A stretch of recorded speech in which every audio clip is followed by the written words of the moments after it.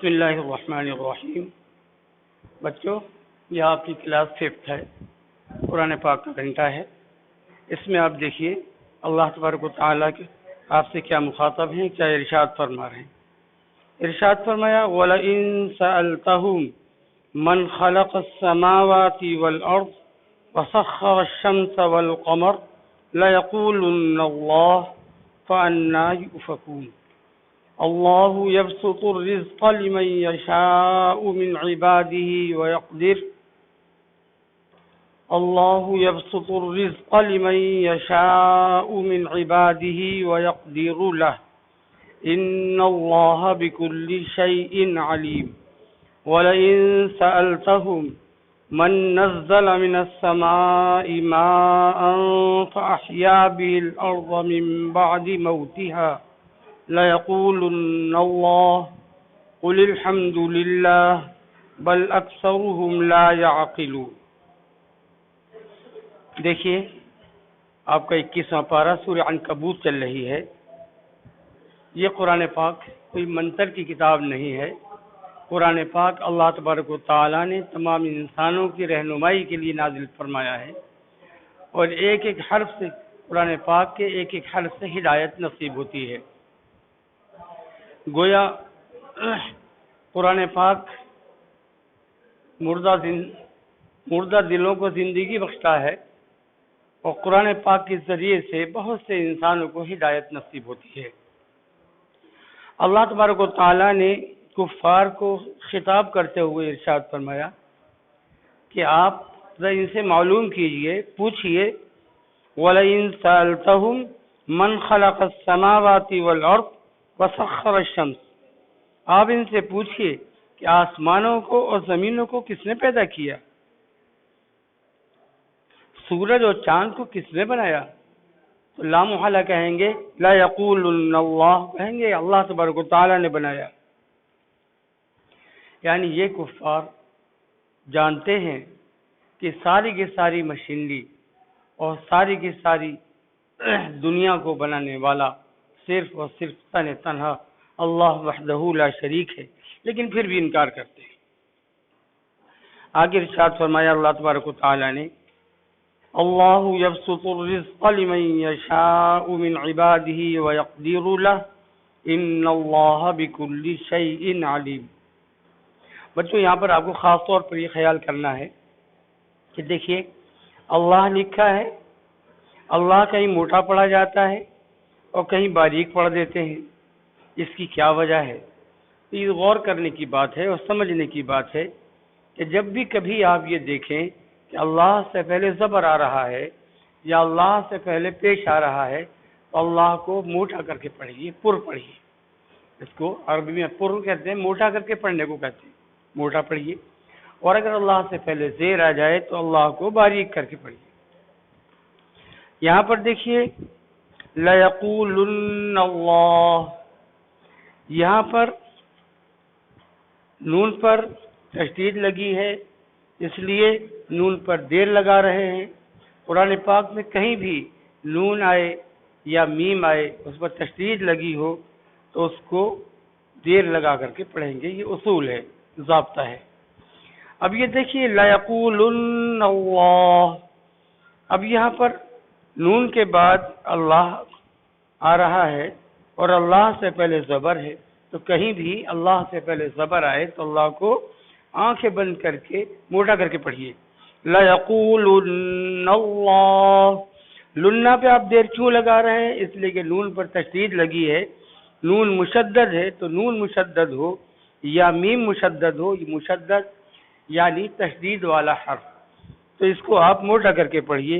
لَيَقُولُنَّ اللَّهُ فَأَنَّىٰ يُؤْفَكُونَ، دیکھیے فَأَنَّىٰ میں بھی دیکھیے تشدید لگی ہے، یہاں پر بھی نون مشدد ہے، دیر لگائیں گے۔ فَأَنَّىٰ يُؤْفَكُونَ، آگے دیکھیے اللہ یبسط الرزق لمن یشاء من عباده ویقدر له ان اللہ بكل شیء علیم۔ اللہ دیکھیے اللہ زبر ہے اللہ کے لام سے پہلے زبر ہے، اللہ کو موٹا کر کے پڑھیں گے، یبسط الرزق۔ دیکھیے قرآن پاک میں آپ جگہ جگہ یہ دیکھیں گے کہ کہیں تو یہ تا آئے گی اور کہیں قا آئے گا، تو تا ہو یا تا، ان دونوں کے مخارج الگ الگ ہیں۔ اس کی جگہ پر اگر اس کو استعمال کر لیں تو معنی غلط، اس کی جگہ پر اگر اس کو استعمال کر لیں تو معنی غلط۔ تو قرآن پاک بہت ہی زیادہ لطیف زبان ہے، سمجھنے کی چیز ہے۔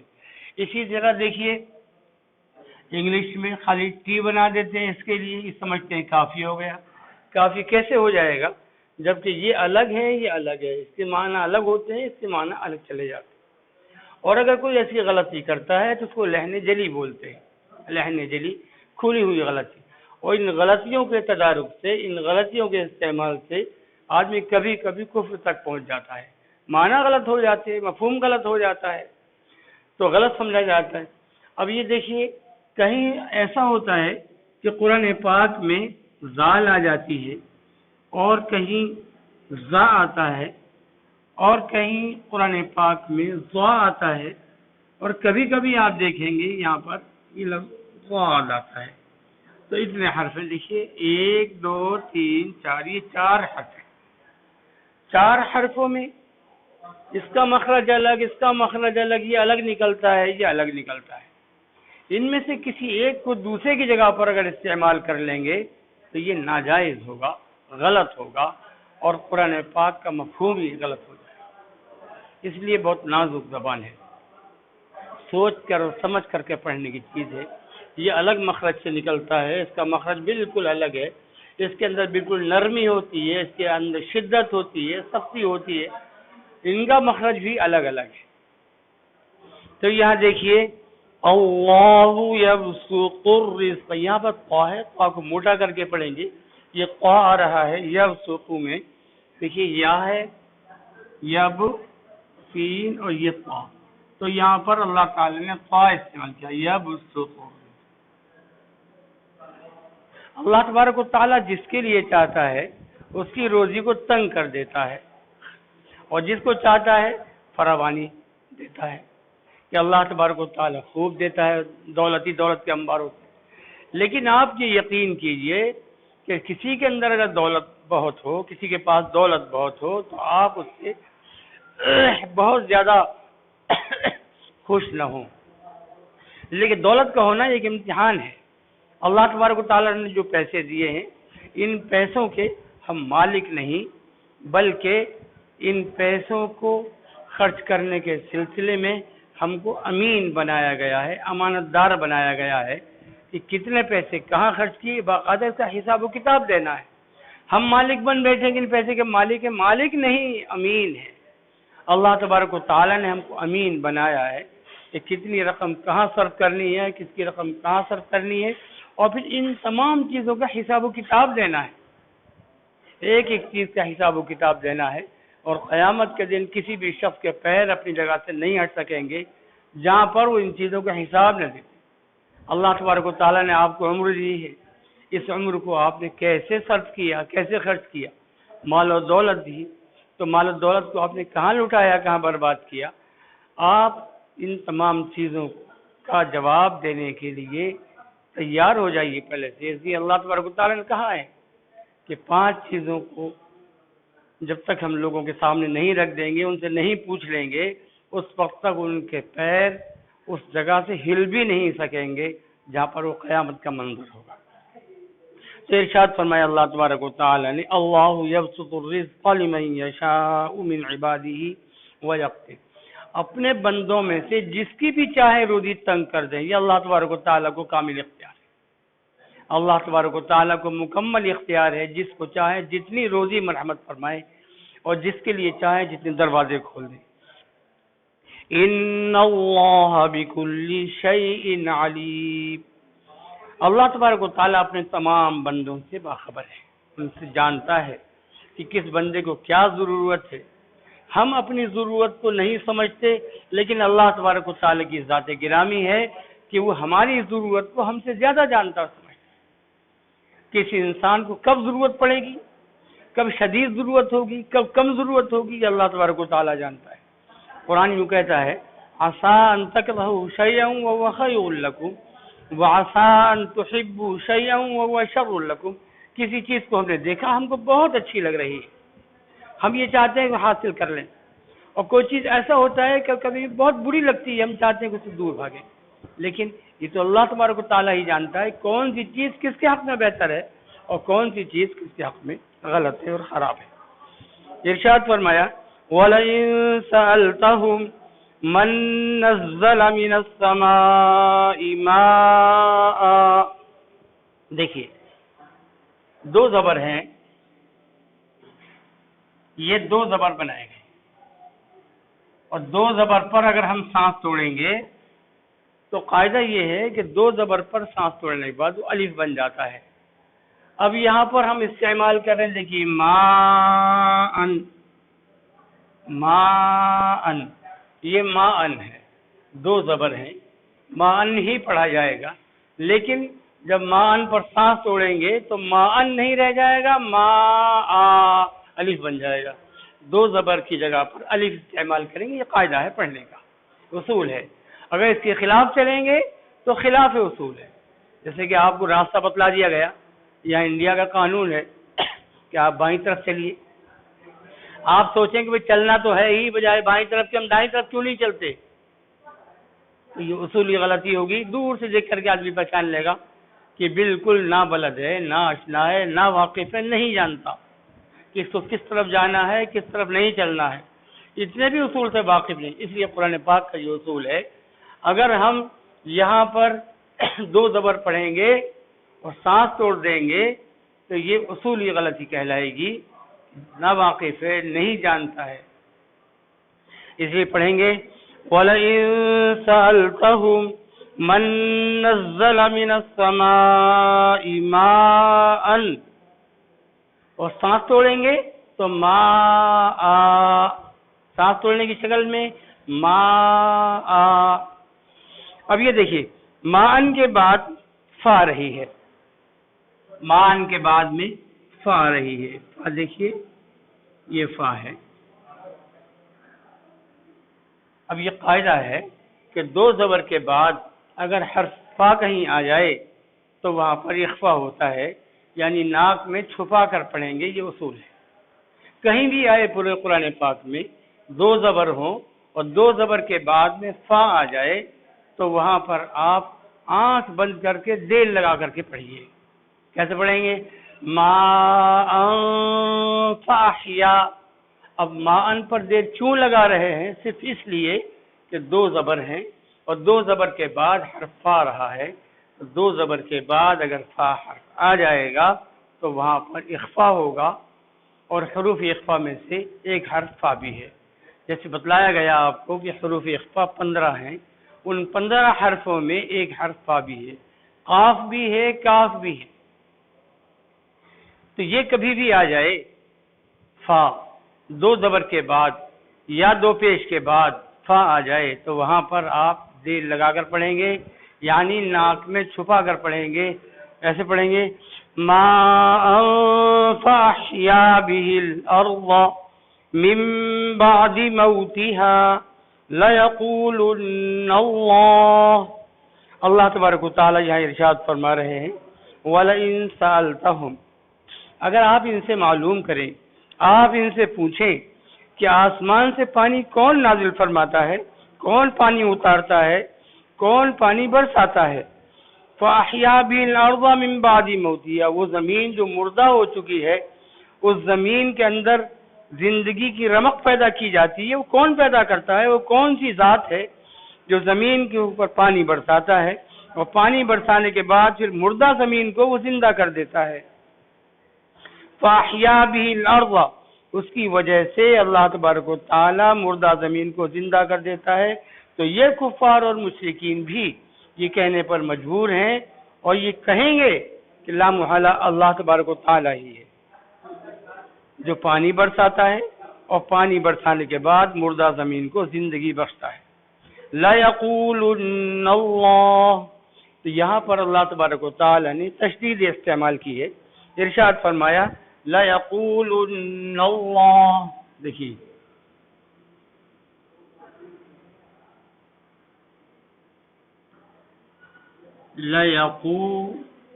لَيَقُولُنَّ اللَّهُ لَيَقُولُنَّ اللَّهُ.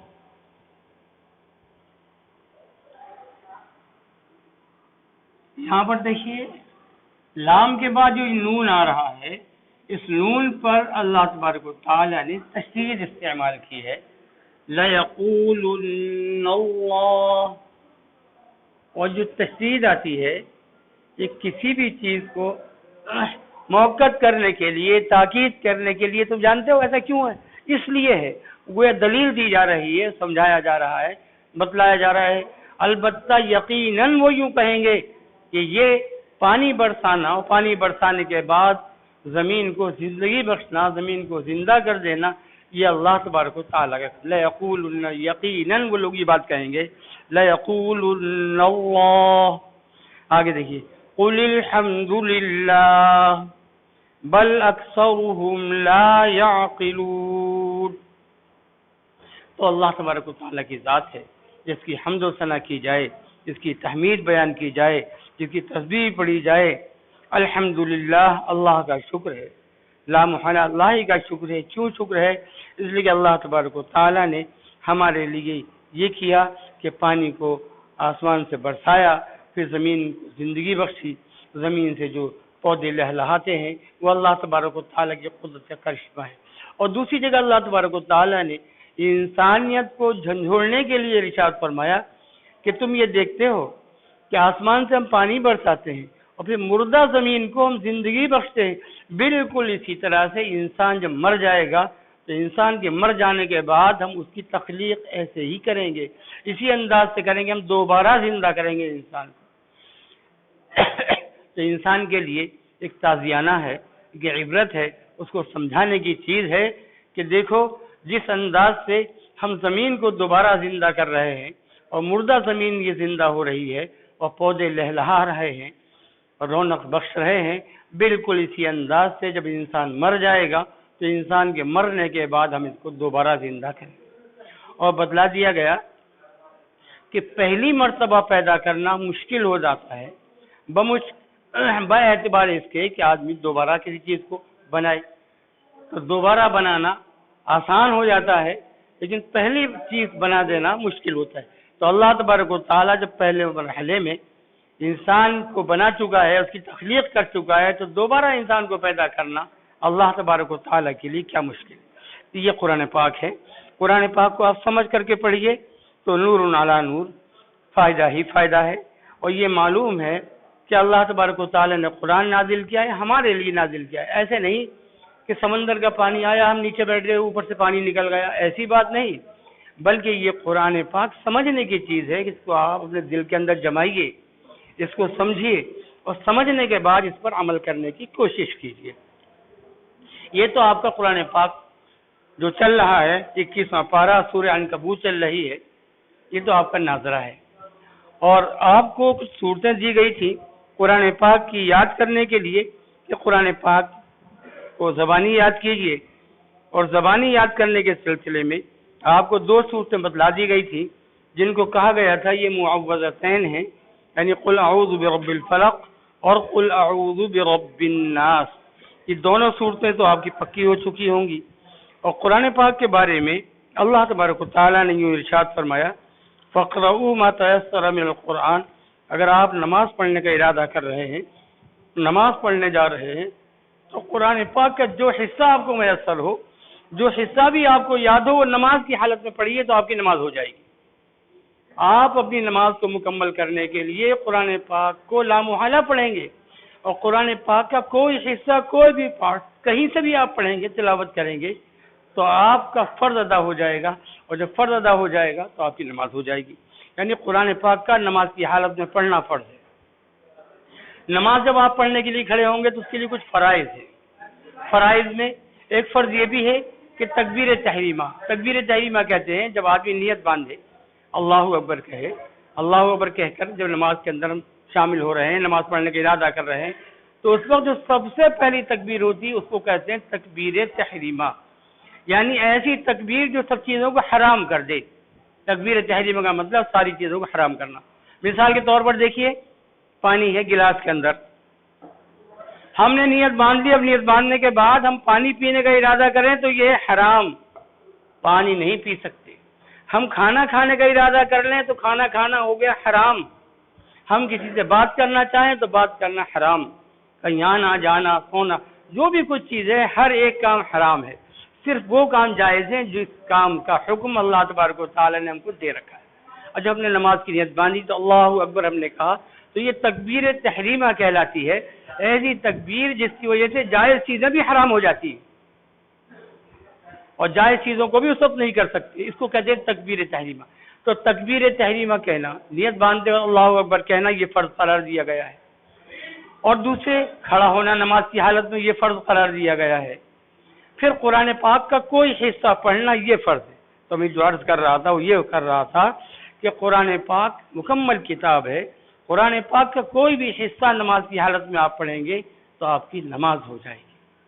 تو نماز پڑھنے کے لیے ضروری ہے کہ قرآن نے ارشاد فرمایا فَقْرَؤُوا مَا تَيَسَّرَ مِنَ الْقُرْآنِ، نماز کے اندر جو بھی حصہ قرآن پاک کا آپ کو میسر ہے وہ پڑھیے، آپ کی نماز ہو جائے گی۔ کچھ لوگ ایسے بھی ہوتے ہیں بیچارے کہ ان کو قرآن پاک کا کوئی حصہ یاد ہی نہیں ہوتا۔ جب کوئی حصہ یاد نہیں ہوتا تو وہ یوں کریں کہ سبحان اللہ الحمدللہ اللہ اکبر پڑھتے رہیں، نماز ان کی ہو جائے گی۔ ایسا کیوں؟ ایسا اس لیے ہے کہ فَقْرَؤُوا مَا تَيَسَّرَ مِنَ الْقُرْآنِ، اللہ تعالیٰ نے ارشاد فرمایا جو حصہ بھی تم کو میسر ہو، تم کو یاد ہو۔ تو اذا فات الشرط فات المشروط، جب وہ چیز آتی ہی نہیں آدمی کو تو پڑھے گا کیا؟ جب نہیں آتی ہے تو سبحان اللہ الحمدللہ پڑھے، لیکن کوشش کرتا رہے کہ ہم قرآن پاک کو پڑھیں اور سیکھیں، اور سیکھنے کے بعد پھر ہم نماز کی حالت میں پڑھیں۔ اس لیے کہ حضور پاک رحمۃ للعالمین صلی اللہ علیہ وسلم کا فرمان ہے طلب العلم فریضۃ علی کل مسلم، علم کا طلب کرنا ہر مسلمان پر فرض ہے۔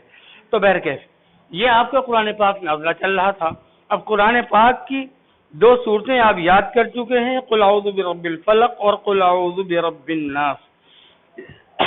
اس کے بعد تیسری صورت آپ کو یاد کرنی ہے، اور تیسری صورت یاد کر لیجئے، پڑھیے بسم اللہ الرحمن الرحیم قل هو اللہ احد اللہ الصمد لم یلد ولم یولد ولم یکن له کفوا احد قل هو اللہ احد اللہ الصمد لم یلد ولم یولد ولم یکن له کفوا احد۔ یہ آپ کو یاد کرنی ہے، اس کو یاد کر لیجئے۔ اس سورت کا نام ہے سورہ اخلاص۔ قل هو اللہ احد، آپ ارشاد فرما دیجئے کہ تمہارا رب، تمہارا پروردگار صرف ایک ہے، اللہ الصمد، اللہ بے نیاز ہے، اس کو کسی سے کوئی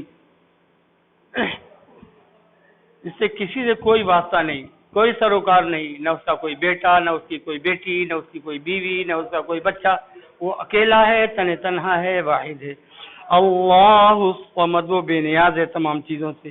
لم یلد ولم یولد، وہ پیدا ہوا ہے نہ اس نے کسی کو جنا ہے۔ ولم یکن لہ کفوا احد، اور وہی ایک ذات ہے جس کے علاوہ کسی چیز کی پرستش نہیں کرنی چاہیے، کسی کی عبادت نہیں کرنی چاہیے۔ تو یہ صورت آپ کو یاد کرنی ہے اور پکی یاد کرنی ہے تاکہ یہ تین صورتیں آپ کی ہو جائیں۔